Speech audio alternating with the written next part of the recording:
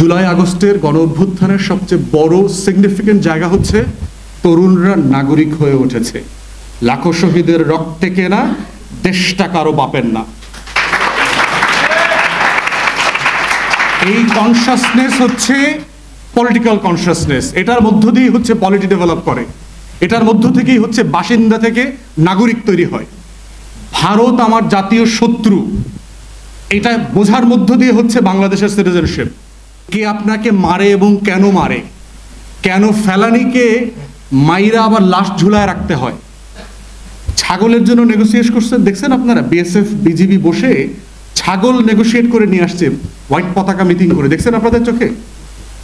তাহলে লাশ নেগোসিয়েট করে আনা যায় না কেন? তাহলে আপনার দাম বেশি না ছাগলের দাম বেশি? কারণ আপনারা নাগরিক না।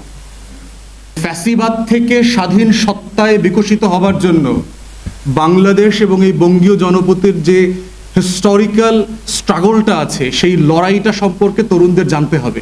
যে আমার বয়স আছে, আমার বাবা ছিলেন, আমার দাদা ছিলেন, দাদার দাদা ছিলেন, আমার লড়াই ছিল, আমার হাবিলদার রজব আলী ছিল, আমার তিতুমির ছিল, শরীয়তুল্লাহ ছিল, যোগেন মণ্ডল ছিল, সব ছিল। আমার এরকম অনেক কিছু আছে, আমার শত শত বছরের লড়াই আছে।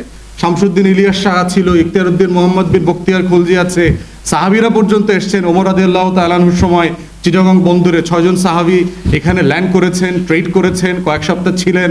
এবং দেখবেন চিটাগংয়ের ভাষার গ্রামারের সাথে কিন্তু আরবির সম্পর্ক আছে। চিটাগংয়ের যদি কেউ থাকেন এখানে বুঝবেন, তারা কিন্তু আগে দেখবেন হ্যাঁ নাটা কিন্তু আগে বলে।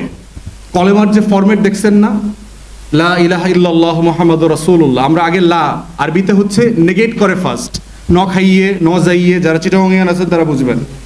এই জন্য দেখবেন যে ওই আরব ট্রেডার্সদের ইনফ্লুয়েন্স কিন্তু চিটাগং কক্সবাজারের ল্যাঙ্গুয়েজের মধ্যে, আরাকানের ল্যাঙ্গুয়েজের মধ্যে আছে। এই ইতিহাসটা কেন জরুরি? যে আমার রুট আছে, আমার জীবনের গল্প আছে। এই গল্পটা না জানলেই বারবার ফ্যাসিবাদ চলে আসবে। বাহির থেকে কলকাতা এসে থেকে বলবে তুমি অমুক, লন্ডন থেকে এসে বলবে তুমি অমুক, পশ্চিমারা আয়সা বলবে তুমি অমুক, দিল্লি আয়সা বলবে তুমি অমুক, বেইজিং আয়সা বলবে তুমি অমুক। কিন্তু আমি আসলে কেউই না, আমি আমার নিজস্ব পরিচয় আছে। এই পরিচয়টাই হচ্ছে আপনাকে, আমাকে, আমাদেরকে জাতি হিসাবে তৈরি করবে, যেখানে ফ্যাসিবাদ তৈরি হতে পারবে না। তো সেই গল্পটার জায়গা থেকে হচ্ছে আমার ফার্স্ট কথা হচ্ছে ইতিহাসের সাথে আমার কানেকশনটা দরকার, আমার শেকড়ের সাথে আমার কানেকশনটা দরকার। দ্বিতীয়ত হচ্ছে গত 53 বছরে, অথবা যদি 47 থেকে ধরি, আমাদের 77 বছরে এই বঙ্গীয় জনপদকে, এই অঞ্চলটাকে কেউ রাষ্ট্র বানাইতে চায় নাই। পাকিস্তানিরাও চায় নাই এবং বাংলাদেশের শাসক গোষ্ঠীরাও এটাকে রাষ্ট্র বানাইতে চায় নাই, জমিদারি বানাইতে চাইছে। জমিদারি বানাইতে চাইবার কারণে যেটা হয়েছে যে এইটা রাষ্ট্র হয়ে ওঠে নাই। এই জন্য দেখবেন যে বাংলাদেশের রাজনৈতিক দলগুলো অনেক ইখতিলাফ আছে, কিন্তু তাদের অনেকগুলো মিলও আছে। বাংলাদেশের সংসদগুলোতে যখন এই সকল চোর বাটপাররা একসাথে বসে দেখবেন যখন রাজুকের প্লট ফ্ল্যাট বরাদ্দর বিল আসে, দেখবেন এই বাটপাররা কেউ প্রতিবাদ করে না। একদম 300 350 ভোট এক বিলে। সকল বাটপারদের সামনে যখন বিল আসে যে ট্যাক্স ফ্রি 8 লাখ 10 লাখ অথবা 20 লাখ টাকা ট্যাক্স ফ্রি করে দেবে আপনাকে, আপনি 1 কোটি 2 কোটি 5 কোটি টাকার দামের গাড়ি আনতে পারবেন, তখন দেখবেন সব পেঙ্গুইনরা একমত হয়ে যায়, কোনো দ্বিমত নাই পেঙ্গুইনদের মধ্যে। অতএব দেখবেন যে লুটপাটের বংশবদীয় রাজনীতি। তারপর দেখবেন থোক বরাদ্দ, সকল দলের কথা বলছি, কিন্তু থোক বরাদ্দ আছে। এমপিদেরকে 5 কোটি 10 কোটি 20 কোটি 25 কোটি টাকা থোক দিয়ে দেয় বছরে হিসাব ছাড়া। থোক বরাদ্দও দেখবেন কোনো ইখতিলাফ নাই। এত মিল মহব্বত, চোর বাটপাটদের ভিতরে যে কি পরিমাণ মিল মহব্বত থাকতে পারে, এই বিলগুলো না দেখলে বুঝবেন না। এটা কেন? কারণ এটাকে তারা রিপাবলিক করতে চায় না, এটাকে তারা বংশীয় রাজনীতি করতে চাইছে। থার্ড সংকট হচ্ছে এই রাষ্ট্রের, আমরা কেউ নাগরিক না, আমরা এখানে থাকি। বাসিন্দা আর নাগরিক হওয়ার পার্থক্য আছে। লড়াইয়ের মধ্য দিয়ে নাগরিক হইতে হয়, রক্তের উপর দিয়ে নাগরিক হইতে হয়। বাসিন্দা পশু পাখিও বাসিন্দা। সুন্দরবনের একটা অংশ ভারতেও কিন্তু আছে। সুন্দরবনের বাঘ ভাল্লুক যখন বাংলাদেশ অংশ থেকে ভারতের অংশ যায়, তখন কি বিএসএফ ওকে আটকায়? ওর কি পাসপোর্ট দেখাইতে হয়? সুন্দরবনের পানি দিয়ে কুমিরটা যখন একই ঘোলা জল দিয়ে ভারত থেকে বাংলাদেশ অংশে ঢুকে হরিণ শিকার করতে আসে, ওর কি পাসপোর্ট লাগে? ওর পরিচয় লাগে? এনআইডি লাগে? লাগে না কেন? মানুষের কেন লাগে? বিএসএফ কেন আমাকে মারে, আমার লাশ কেন ঝুলায় রাখে, আমার ফেলানিকে কেন ঝুলায় রাখে? এই পার্থক্যটা বোঝার মধ্য দিয়ে হচ্ছে আপনি বাসিন্দা না নাগরিক এটা বুঝতে হবে, যে আপনাদেরকে মানুষ দিয়ে অপর আপনাকে কিভাবে ট্রিট করে। তো বাংলাদেশে কোনো নাগরিক নাই, বাংলাদেশে আমি শুধু দেখি বাসিন্দা। আমরা 20 কোটি মানুষ আছি এখানে, আমরা খাই দাই পশু পাখির মতো জীবনযাপন করি, আমরা নড়াচড়া করি না। আমার তাতে কি দেখবেন, একটা লাইসেন্স ফেয়ার অ্যাটিটিউড আছে বাংলাদেশের তরুণদের, আনটিল জুন জুলাই আগের কথা বলছি। লাইসেন্স ফেয়ার অ্যাটিটিউডটা কি দেখবেন, ওইখানে এস আলমের 8টা ব্যাংক দখল করে ফেলছে, তো আমার কি, আমার অ্যাকাউন্টে দেখি, আমি চেক করে দেখলাম না আমার টাকা আছে। মানে এইরকম একটা মূর্খ জনপদে আমরা বাস করতেছি যে এস আলম এখান থেকে 8টা ব্যাংক থেকে 20-30 বিলিয়ন ডলার লুট করে নিয়ে গেছে। এই কাস্টমাররা অ্যাকাউন্টে গিয়ে দেখে আমার 3,10,000 টাকা ছিল, আছে তো টাকা। এস আলম টাকা চুরি করলো কেমনে? কথা ঠিক না? কারো ব্যক্তিগতভাবে কেউ বলছে যে আমার টাকা অ্যাকাউন্টে নাই ভাই, টাকা চুরি হয়ে গেছে? এই পার্থক্যটা এই দেশের মানুষ বুঝে না যে এস আলম টাকাটা নিল কোত্থেকে, এবং তর্ক করে। বহু বলদ দেখছি আমি যারা এসে আমার সাথে তর্ক করছে, বলে ভাই আমাদের কারো টাকা তো চুরি হয় নাই, টাকা তো আছে, তো এস আলম টাকা নিল কোত্থেকে? এটা হলো নাগরিক আর বাসিন্দার পার্থক্য, ওই কুমিরের পার্থক্য, যে বাংলাদেশ অংশে গিয়ে হরিণ খাইলাম না ভারত অংশে গিয়ে হরিণ খাইলাম, ওর তো কোনো সেন্স নাই। তো নাগরিক হয়ে ওঠার পার্থক্য হচ্ছে যে আপনি এই লড়াইগুলো বুঝবেন, আপনার সমাজের এই যে দ্বন্দ্বগুলো আছে, যে কে আপনাকে মারে এবং কেন মারে, কেন ফেলানিকে মাইরা আবার লাশ ঝুলায় রাখতে হয়। ছাগলের জন্য নেগোসিয়েট করছেন, দেখছেন আপনারা বিএসএফ বিজিবি বসে ছাগল নেগোসিয়েট করে নিয়ে আসছে, হোয়াইট পতাকা মিটিং করে, দেখছেন আপনাদের চোখে? তাহলে লাশ নেগোসিয়েট করে আনা যায় না কেন? তাহলে আপনার দাম বেশি না ছাগলের দাম বেশি? কারণ আপনারা নাগরিক না। কথা খারাপ লাগতে পারে, আপনারা যে ফ্যাক্টস, আপনারা যে সিটিজেন না, এটা না বুঝলে লড়াইটা করতে পারবেন না। আবার সাবমিট করবেন, আবার সারেন্ডার করবেন, আবার নতুন ফ্যাসিবাদের দাসত্ব করবেন।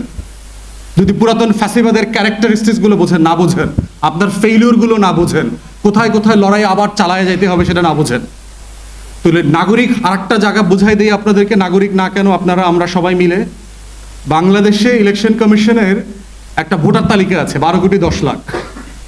পৃথিবীর অধিকাংশ দেশে 12 কোটি 10 লাখ মানুষই নাই। এখন আমি নির্বাচিত অনেক জনপ্রতিনিধিকে জিজ্ঞেস করেছি যে আপনারা শুধুমাত্র একটা লিফলেট করে দেবেন, যে আপনি নির্বাচন করছেন, বাজারে মাইকিং করে দেবেন অথবা লিফলেট ছাটায় দেবেন এক জায়গাতে, কোনো টাকা পয়সা খরচ করবেন না, এবং ওখানে বলা থাকবে যে আপনি নির্বাচিত হলে কি করবেন। নিজ দায়িত্বে, নিজ খরচে, নিজের অটো ভাড়া দিয়ে শীতের সকালে আধা লুঙ্গি পরিয়া ভোট দিতে আসবেন এমন জনগোষ্ঠী কতজন? কোনো নির্বাচিত জনপ্রতিনিধি আমাকে বলেন নাই 5 থেকে 10% ভোট হবে। তাহলে আপনার দেশে আনন্দ ঘন পরিবেশে 87% ভোট পড়ে কিভাবে?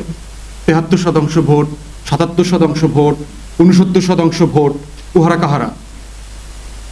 আপনার দেশে কুদ্দুস বয়াতিকে দিয়া, মমতাজকে দিয়ে গানের কনসার্ট করাইতে হয় না নির্বাচনের সময়? কেন? ফুসপানি খাওয়াইতে হয় কেন? পান বিড়ি সিগারেট খাওয়াইতে হয় কেন? বিরিয়ানি খাওয়াইতে হয় কেন? অটো পাঠাইতে হয় কেন? অটোতে আনতে হয় কেন? অটোতে নিতে হয় কেন? নাগরিক হলে তো আপনাকে নিতে না পাওয়ার কথা না। তো যদি কেউ নাগরিক হয়, তাকে সে আরেকজনের টাকায় পাঠানো অটোতে এসে ভোট দেবে, এটা কি তার জন্য সম্মানজনক? লজ্জাজনক না? বিড়ি খায়া, মানে পান খায়া ভোট দেওয়া কি ধরনের, কোন লেভেলের একটা প্রি মডেল লেভেলে আমরা জনপদে বাস করছি। কেভ এজ পড়ছেন না আপনারা ছাত্ররা? গুহা যুগে পড়ছেন না যে আপনাদের ব্রেইন ফাংশন করতো না, এরকম ছিল? তাহলে যেই জনপদের অধিকাংশ জনগোষ্ঠীকে নুসরাত ফাতে আলী খানের মতো, নুরা ফাতির নাচ দেখায়া, শাহরুখের গান গাওয়ায়া, মমতাজরে লালায়া দিয়া, কুদ্দুস বয়াতির চুল দিয়া ডাইকা ডাইকা ভোটে আনতে হয়, ইলেকশন কি আনন্দ ঘন পরিবেশে হয়? নির্বাচন কি একটা আনন্দ? নির্বাচন কি কনসার্ট? মহসিন হলের মাঠে, টিএসসির মাঠে concert? Election, politics, state, democracy, vote, এগুলো তো কনসার্ট না, সিরিয়াস বিজনেস। আমরা যারা লম্বা সময় ইউরোপে ছিলাম, আমি কোনোদিন পড়ি নাই যে আনন্দ ঘন পরিবেশে লন্ডনে নির্বাচন হয়েছে, আনন্দ ঘন পরিবেশে আমেরিকাতে প্রেসিডেন্ট নির্বাচন হয়ে গেল। পড়ছেন কোথাও? গিয়ে দেখেন তো, ইংলিশ পত্রিকাগুলো তো পড়েন তো, যে ফেস্টিভ মুডে ইলেকশন হয়েছে। কোথাও হয় নাই, because election is serious business. কেন হয় এখানে? কারণ আপনারা নাগরিক না। আপনারা থাকেন আর কি ওই বাঘ সিংহ কুমিরের মতো এই দেশে থাকেন আর কি, আল্লাহর হস্তে জন্মাইছেন, থাইকা খাইয়া বিয়া শাদী কইরা বাচ্চা পয়দা কইরা কবরে চলে যাইতেছেন। নাগরিক হইল যে ফ্যাক্টস মেক করে। ক্লাইভ লয়েড মারা গেল না, জর্জ ফ্লয়েড মারা গেল না কয়েক বছর আগে, দেখেছেন না আমেরিকাতে পুলিশ হাঁটু দিয়ে পিষে যে একটা কালো মানুষকে, কৃষ্ণাঙ্গ মানুষকে মেরে ফেললো। সারা ইউরোপ আমেরিকা জুড়ে বিদ্রোহ হয়েছে না? কেন বিদ্রোহ কারা করছে? কালো মানুষরা করছে? মিছিল করছে কারা?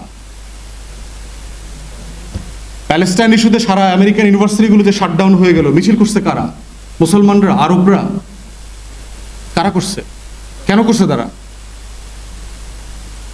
কনসিয়াসনেসের কারণে করছে, বিবেকের কারণে করছে। যেটা strike their consciousness it's wrong. আর আপনার জনপদে দেখেন, আপনারাই চিন্তা করে দেখেন, প্লাস্টিক খায়া দিব্যি, ফুচকা খাইলেছে, পানির পিক ফেলতেছে দেশের মানুষ, দিব্যি ফেলতেছে, বড় বড় এক দেড় গাড়ি দেখছি। আমি এমনও দেখছি গাড়ির গ্লাস থেকে নেপি ফালাই দিচ্ছে রাস্তায়, ঢাকা শহরে গুলশানে 1.5-2 কোটি টাকা দামের গাড়ি চালাইতেছে, কিন্তু ওই কুমিরের মতো বিশাল দামি একটা হরিণ খাইতেছে। ভারতে বসে খাইতেছে না বাংলাদেশে বসে খাইতেছে, হুঁশ নাই। তো হে মনে করে যে গুলশানের রাস্তায় ফালাইলাম নেপি, কেউ না কেউ তো এসে নিব, ক্লিন করবো আর। নাগরিক হয়ে ওঠার লড়াইটা হচ্ছে সবচেয়ে গুরুত্বপূর্ণ লড়াই এই প্রজন্মের। এবং জুলাই আগস্টের গণ অভ্যুত্থানের সবচেয়ে বড় সিগনিফিকেন্ট জায়গা হচ্ছে তরুণরা নাগরিক হয়ে উঠেছে। লাখো শহীদের রক্তে কেনা দেশটা কারো বাপের না। এই কনসাসনেস হচ্ছে পলিটিক্যাল কনসাসনেস। এটার মধ্য দিয়ে হচ্ছে পলিটি ডেভেলপ করে, এটার মধ্য থেকেই হচ্ছে বাসিন্দা থেকে নাগরিক তৈরি হয়। ভারত আমার জাতীয় শত্রু, এটা বোঝার মধ্য দিয়ে হচ্ছে বাংলাদেশের সিটিজেনশিপ। এই রাষ্ট্রের নাগরিকত্বের শুরুর জায়গাটা হচ্ছে এই রাষ্ট্রের শত্রুকে, মিত্রকে সেটা বোঝা। এই বাংলাদেশ রাষ্ট্রের স্বাধীনতা, সার্বভৌমত্ব এবং জাতীয় স্বার্থের সবচেয়ে বড় শত্রু হচ্ছে ভারত। এটা বোঝার মধ্য দিয়েই হচ্ছে বাংলাদেশের 20 কোটি মানুষকে নাগরিক হইতে হবে। এর মানে এটা না যে কালকে থেকে ভারতের সাথে আমরা যুদ্ধ করব, এইটা বুঝা ভারতের সাথে আমি সব করব। ভারতে ঘুরতে যাব, চিকিৎসা নিতে যাব, ভারতে ছেলে পেলে পড়তে যাবে, ওরাও এই দেশে আসবে, ব্যবসা করবে, সব করব। কিন্তু এটা বুঝা করতে হবে যে ভারত আমার জাতীয় শত্রু। এটার নাম হচ্ছে নাগরিকত্ব হওয়া, নাগরিক হওয়া বাংলাদেশে। এই কনসাসনেসগুলো যদি একটা সমাজে পলিটি আকারে ডেভেলপ না করে, কালেকটিভ সেন্সের ভিতরে ডেভেলপ না করে, তাহলে বারবার এই ফ্যাসিবাদ হিটলার হয়ে ফিরে আসবে, আওয়ামী লীগ হয়ে ফিরে আসবে, শেখ মুজিব হয়ে ফিরে আসবে, হাসিনা হয়ে ফিরে আসবে, বিভিন্ন নামে বেনামে ফিরে আসবে এবং আসতেই থাকবে সে। কারণ সে বাইরে থেকে আসতেছে না, এই সমাজে তার জন্ম হচ্ছে, ভাইরাস রয়ে গেছে, কোভিডের মতো বারবার সে ফিরে আসবে। তো আজকের এই লড়াইয়ের গোড়ার জায়গাটা হলে বুঝতে হবে নাগরিক হয়ে ওঠার লড়াই, দেশের রাষ্ট্রের শত্রু মিত্র বোঝার লড়াই। এই লড়াইটা হচ্ছে অপরকে বোঝার লড়াই, অপরের সাপেক্ষে নিজের অস্তিত্বের লড়াই, ইতিহাসের সাথে আমার কানেকশন থাকবার লড়াই। এই লড়াইটা যদি আপনি করতে পারেন নিজের সাথে কনসিয়াসনেস, অনলি দেন বাংলাদেশ রাষ্ট্রটা স্বাধীন হবে। বাংলাদেশ রাষ্ট্রটা আগে এইখানে স্বাধীন থাকতে হবে। মাথায় যদি রাষ্ট্র স্বাধীন না থাকে, সীমান্তে রাষ্ট্র স্বাধীন থাকবে না, এটা মনে রাখবেন। সবাইকে ধন্যবাদ। আসসালামু আলাইকুম।